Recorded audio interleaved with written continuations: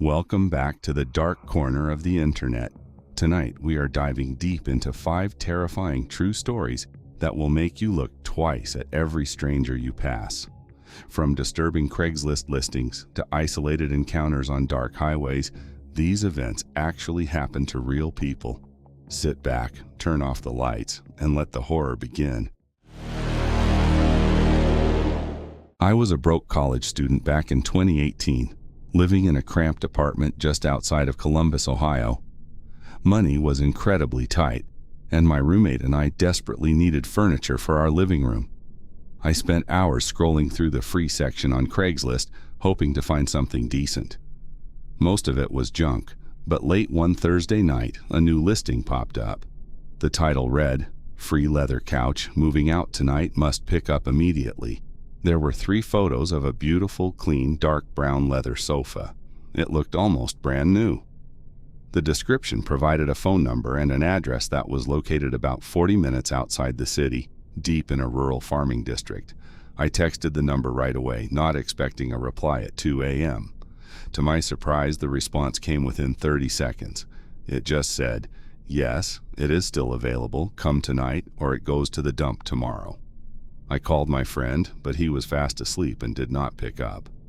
Since I had a pickup truck and feared someone else would grab the couch first, I decided to go alone. It was a terrible mistake. The drive took me down dark, narrow county roads where the cornfields stretched out like endless walls on either side of my truck.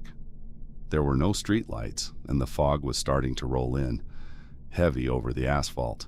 Finally, my GPS told me to turn left onto a long, unpaved gravel driveway. The tires crunched loudly as I drove down the path, which was completely surrounded by overgrown trees. At the end of the driveway sat an old, isolated 2-story farmhouse. The paint was peeling, the windows were dark, and the whole place looked completely abandoned. I parked my truck, killed the engine, and stepped out into the freezing night air. The silence was deafening. I walked up to the porch, my boots echoing on the old wooden planks, and knocked on the heavy front door. A few seconds passed, and then the door slowly creaked open. A middle-aged man stood there. He was wearing a dirty flannel shirt and worn-out jeans. He gave me a quick, unsettling smile, but what caught my attention was his eyes. They were completely bloodshot, wide, and darting around nervously. He did not look at my face. Instead, he kept staring past my shoulder, looking intently at the empty cabin of my pickup truck. I asked him about the couch, trying to keep my voice steady. He nodded slowly and said, "Yes, the leather couch. It is down in the basement. My wife already packed it up. Help me carry it out, and it is yours." He turned around and walked inside without waiting for my answer. I hesitated on the threshold. Every single survival instinct in my gut was screaming at me to turn around, get back in my truck, and drive away. But I stupidly rationalized that he was just a strange country guy, and I really wanted that couch. I stepped inside. The house smelled awful, like copper, damp earth, and something rotten that he was trying to mask with cheap air freshener. He led me down a long, narrow hallway to the back of the house, where a heavy wooden door led to the basement. He opened it and clicked on a weak, shaky flashlight, revealing a set of steep, dark stairs. "Go ahead," he said, stepping aside. "It is right at the bottom." As I walked down the wooden steps, the temperature dropped significantly. The basement was pitch black, except for the small beam of his flashlight from above. In the far corner, I saw the shape of the couch, but as I got closer, my blood ran cold. The couch was completely and tightly wrapped in dozens of layers of thick, heavy industrial plastic wrap. It looked like a giant suffocating cocoon. There was no way to see the actual leather. Suddenly, I heard the stairs creak behind me. I spun around. The man had walked down the steps and was now standing right at the bottom, completely blocking the only exit. He had dropped the flashlight onto a wooden table, and the light was pointing up, casting long, monstrous shadows across his face. He was no longer smiling. His expression was completely blank, dead, and cold. He leaned his head slightly to the side, looked at me, and whispered in a low, raspy tone, "Help me carry it, or you will stay here in the dark with it." Panic hit me like a physical blow. My adrenaline flooded my system, overriding any logical thought. I did not say a word. I lunged forward and threw my entire body weight into him. I shoved him with all the strength I had. Because the ground was damp and slippery, he lost his footing and stumbled backward into a stack of old plastic crates, crashing heavily onto the concrete floor. I did not look back to see if he was getting up. I scrambled up those basement stairs, taking them 3 at a time. I sprinted through the dark hallway, burst out of the front door, and literally threw myself into the driver's seat of my truck. I slammed the keys into the ignition, threw the truck into reverse, and slammed on the gas pedal. As my headlights swept across the property while I turned the truck around, I saw something that made my heart stop. 2 other men had stepped out from behind the old barn. They were sprinting toward my truck, and one of them was holding a heavy metal pipe. I jammed the truck into drive and tore down that gravel driveway, my tires throwing rocks everywhere. I did not stop driving until I found a well-lit gas station on the main highway. I called the police from the gas station store. 2 state troopers met me there, and I gave them the address and described what happened. They told me to stay put while they went to check out the property. It was nearly 5 a.m. when one of the troopers called my phone to give me an update. He told me that when they arrived at the farmhouse, the property was completely empty. The men had vanished. But the terrifying part came when they checked the county records. The house had been abandoned for over 3 years, and the actual owner was an elderly woman living in a nursing home in another state. The men were squatters. The trooper told me they went down into the basement and examined the couch wrapped in plastic. He hesitated over the phone, his voice dropping, and said, "Son, you are very lucky you ran." That couch was weighted down, and the plastic wrap was lined with heavy duct tape from the inside. It was not furniture. It was a decoy specifically designed to lure unsuspecting strangers into a basement where they could be trapped, isolated, and robbed, or worse. I never looked at the free section of Craigslist ever again. I used to work as a delivery driver for DoorDash and Uber Eats during my sophomore year of college in a quiet, wealthy suburb of northern New Jersey. I preferred working the midnight shift, usually from 10 p.m. to 3 a.m., because the roads were completely empty, the restaurants had no lines, and the pay was usually better due to late-night surges. It was an easy job until one rainy Tuesday night in October. It was around 2:15 a.m. when my phone buzzed with a high-paying order, a $25 tip for a single McDonald's delivery. The pickup was close, but the drop-off address was located at the very end of a long, dead-end street that bordered a massive, dense state park forest. The area was notorious for having terrible cell service and almost no streetlights. I grabbed the food, hopped into my car, and drove toward the destination. As I turned onto the final street, the pavement transitioned from smooth asphalt to a cracked, bumpy dirt road. Tree branches hung low over the lane, scraping against the roof of my car. The rain was coming down hard now, blurring my vision through the windshield wipers. Finally, I reached the end of the road. My headlights illuminated a large, old split-level house sitting on a dark plot of land right against the tree line of the forest. The entire house was completely pitch black. There was not a single light on inside, and the front porch light was broken. I parked my car in the driveway, keeping the engine running and the headlights on so I could see where I was walking. I checked my phone for the customer delivery instructions. The note was very specific and written in all capital letters. It said, "Leave the food on the wooden bench on the front porch. Do not ring the doorbell or knock under any circumstances.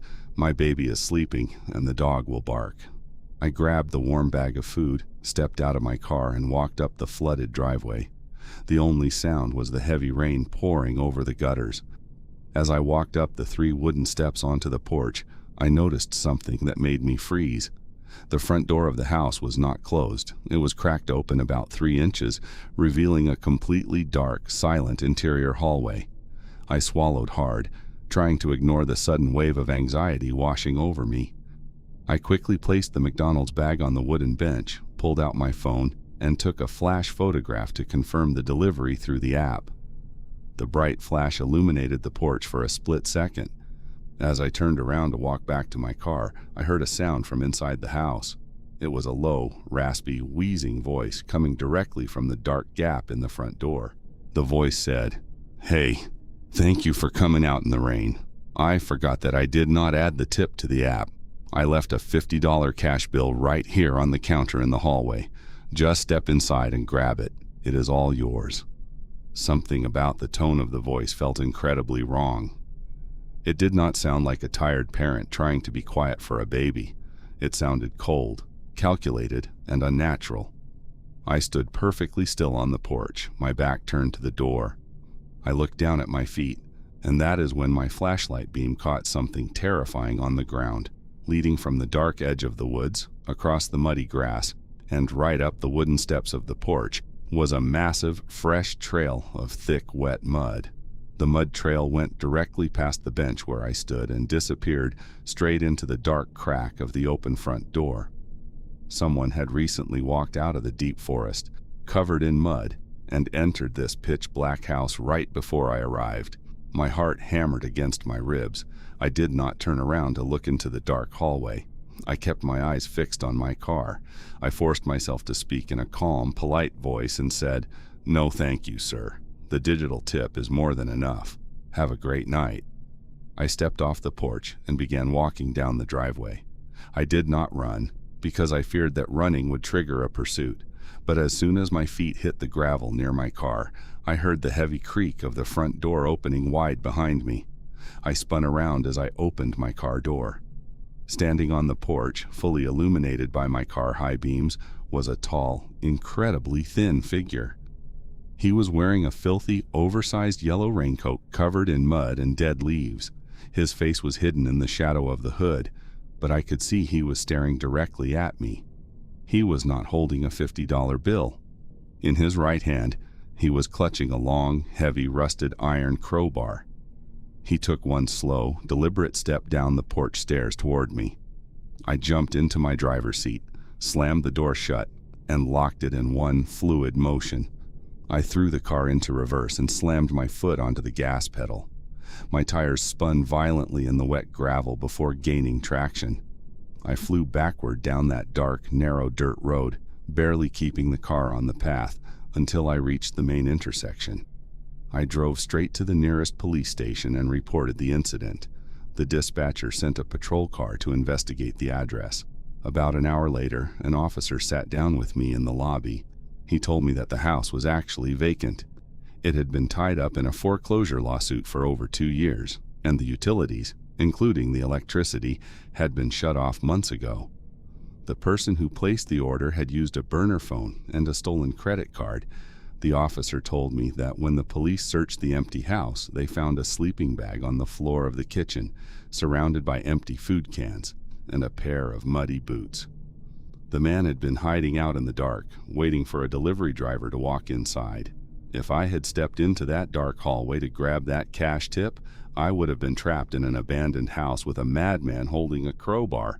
I quit doing night deliveries the very next morning.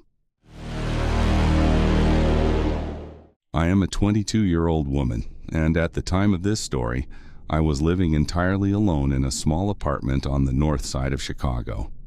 It was a decent, secure building, or at least, I thought it was. One Friday night, my best friend came over for drinks. We were bored, and she jokingly suggested that we look at the Craigslist missed connections section. For those who do not know, it is a public forum where people post descriptions of strangers they saw in public but were too shy to approach.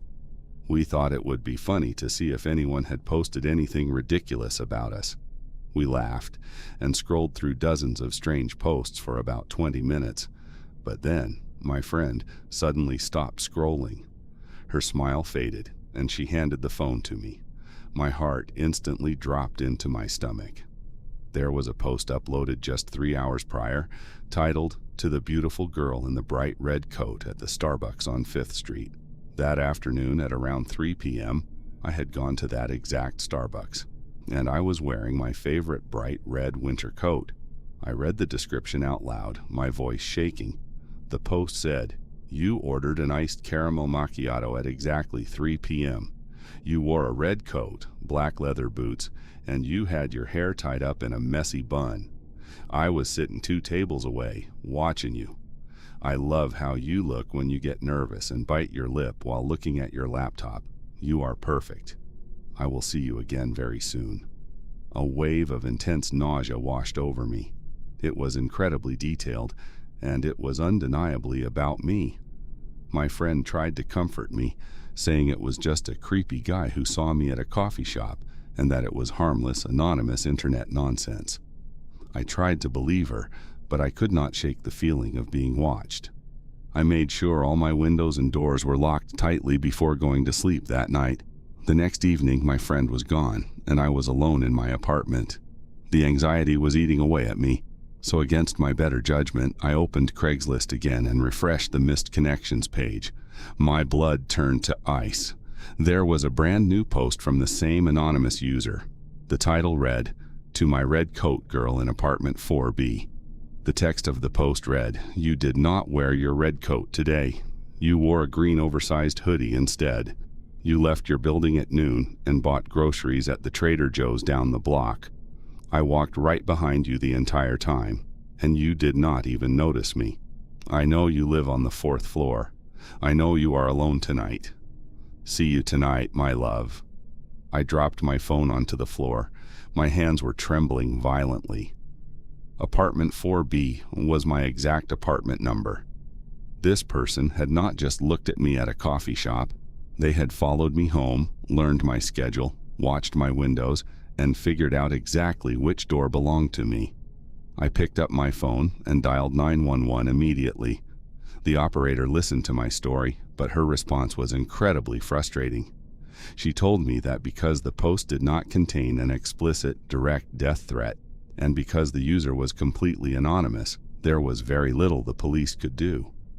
They promised to send a patrol car to drive past my street, but that was it. I felt completely helpless and terrified.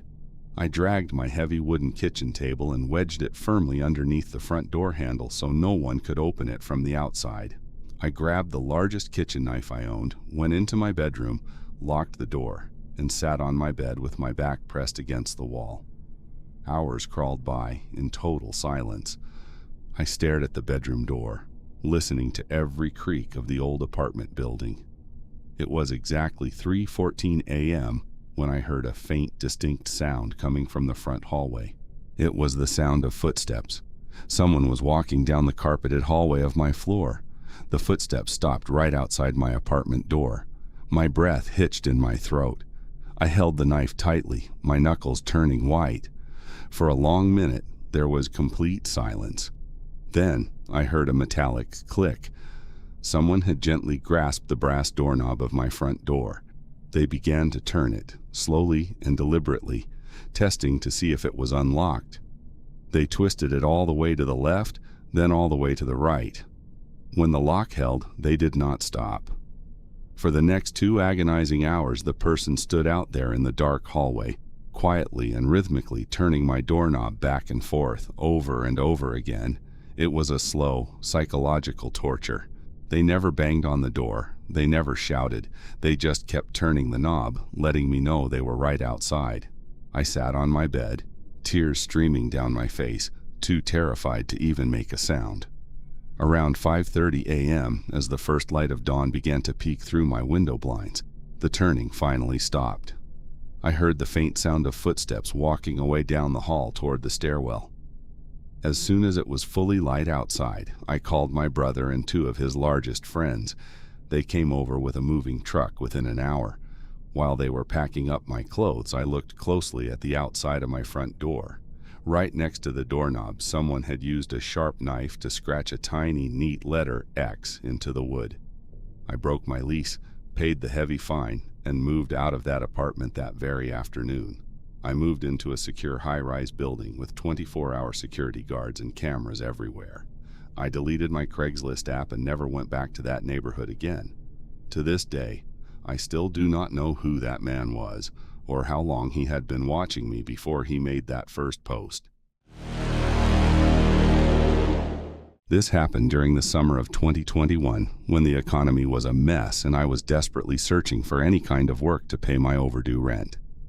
I was checking the gig section on Craigslist every single hour, looking for quick short-term jobs that paid cash on the same day. Most of it was standard manual labor, like moving boxes or landscaping.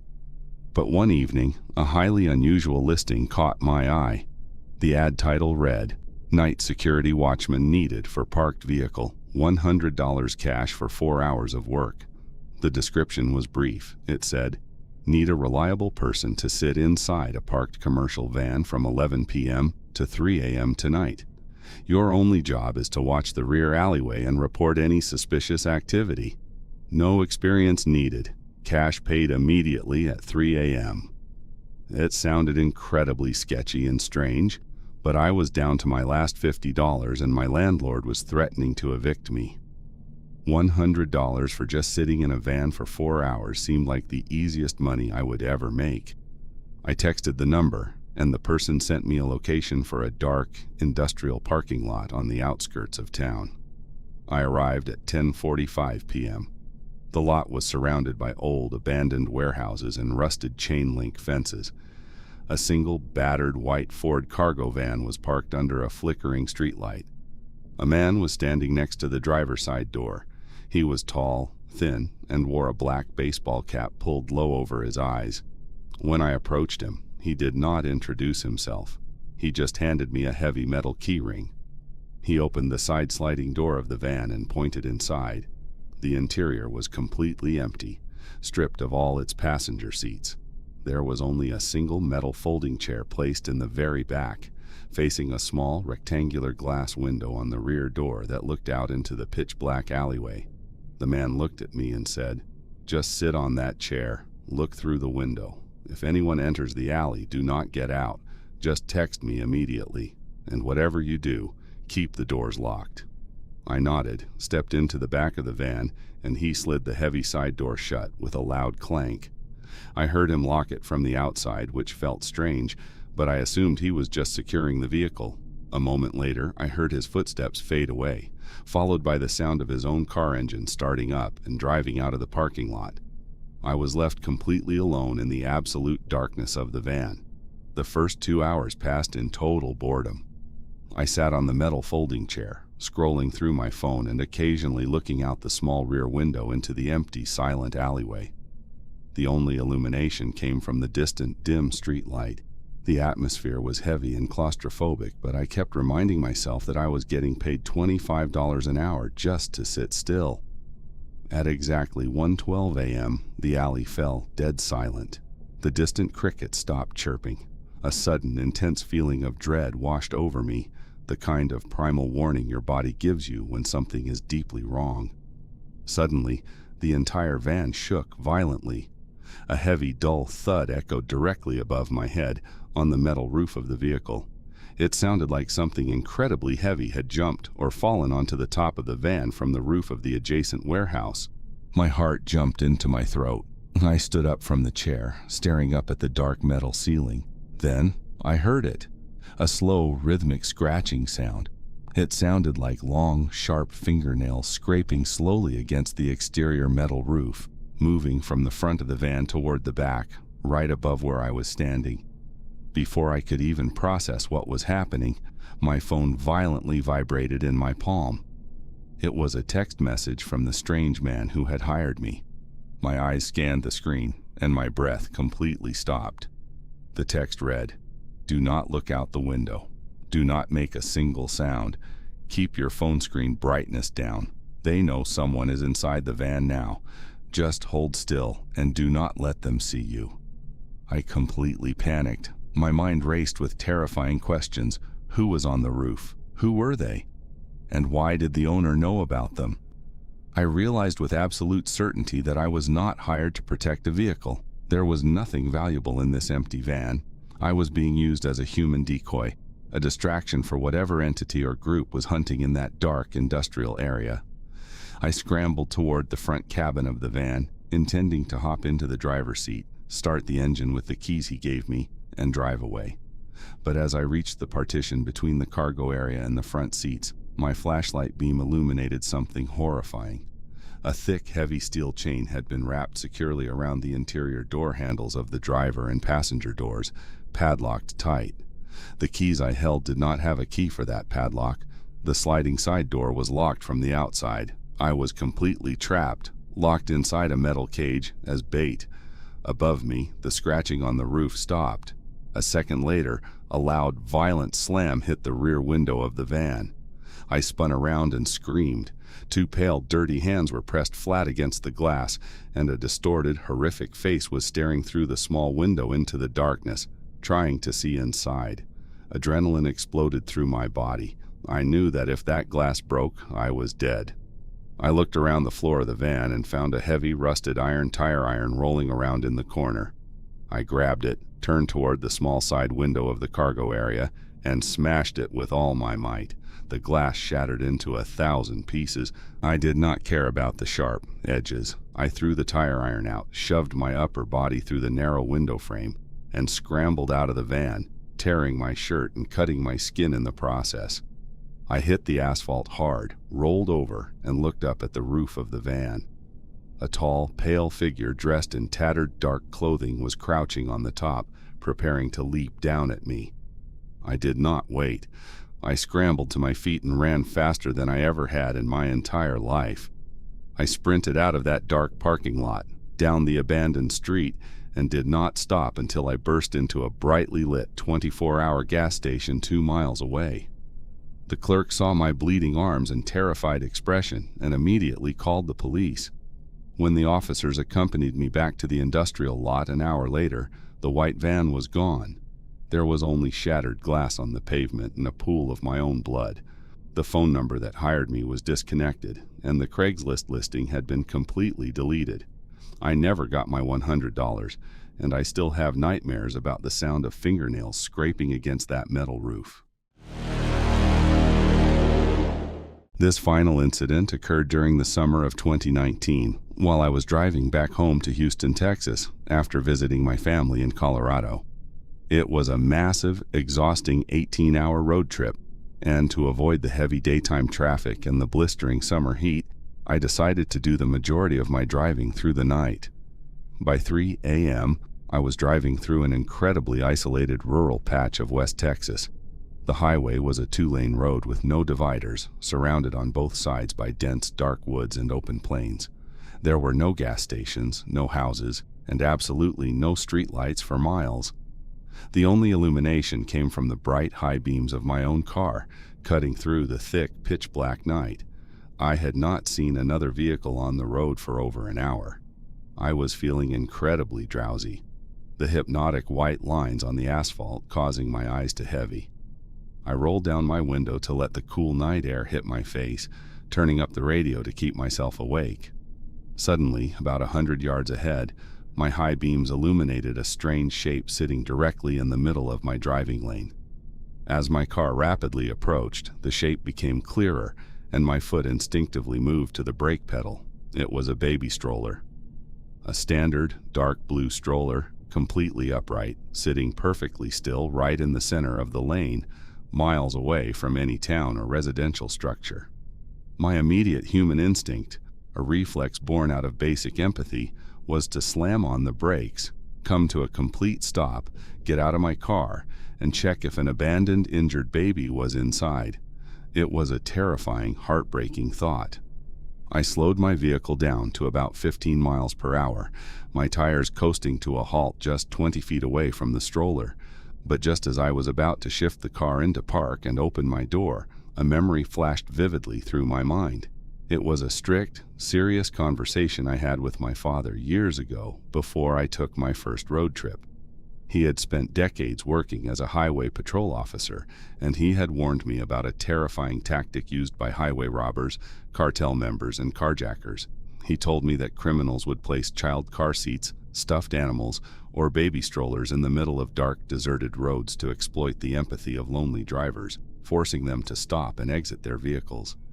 My eyes darted from the empty stroller to the dark, thick tree line on the right side of the highway. The woods were dead silent, but my gut was suddenly screaming that I was in immediate, fatal danger. The hairs on the back of my neck stood on end. Instead of opening my door, I kept my foot firmly on the brake, shifted my car into first gear, and slammed my foot down on the gas pedal. I steered my car sharply to the left, crossing over into the opposite lane to bypass the stroller completely. As the side of my car cleared the stroller, I glanced over into my rearview mirror. What I saw made my breath completely freeze in my throat. The moment my car accelerated past the obstacle, 3 large men burst out from the dark edge of the woods onto the asphalt. They had been crouching in the tall grass hidden in the shadows, waiting for me to step out of my vehicle. 2 of the men were holding heavy semi-automatic rifles, raising them toward my car. The 3rd man was frantically dragging a long, heavy wooden board lined with dozens of thick metal spike strips across the road, intending to pop my tires and disable my car so I could not escape. If I had hesitated for even 5 more seconds, or if I had stepped out onto that asphalt to inspect that stroller, my tires would have been destroyed, and I would have been completely at the mercy of 3 armed men in the middle of nowhere. I crouched low in my driver's seat, keeping my foot floored on the gas pedal. The engine roared as my car sped away into the darkness. I watched the rearview mirror in terror, expecting to see muzzle flashes or hear bullets shattering my rear window, but luckily they did not shoot. They realized they had missed their opportunity, and within seconds the 3 figures were swallowed up by the dark night behind me. I drove at 90 miles per hour for the next 40 minutes until I finally reached a well-lit, crowded truck stop town. My hands were shaking so badly I could barely turn off the ignition. I ran inside and immediately reported the exact mile marker to the local highway patrol. The officer who took my statement looked grave and told me that a similar carjacking had occurred on that same stretch of highway 3 months prior, where the driver was never found. I survived that night simply because I remembered my dad's advice. Always trust your gut when you are alone on a dark road, because in the darkest corners of the world, human empathy is often used as a weapon. Thank you for listening tonight. If these stories gave you chills, make sure to smash that like button and subscribe for more true horror content. Drop a comment below and let me know which story terrified you the most. Have you ever had a creepy encounter after using Craigslist? Tell me your story.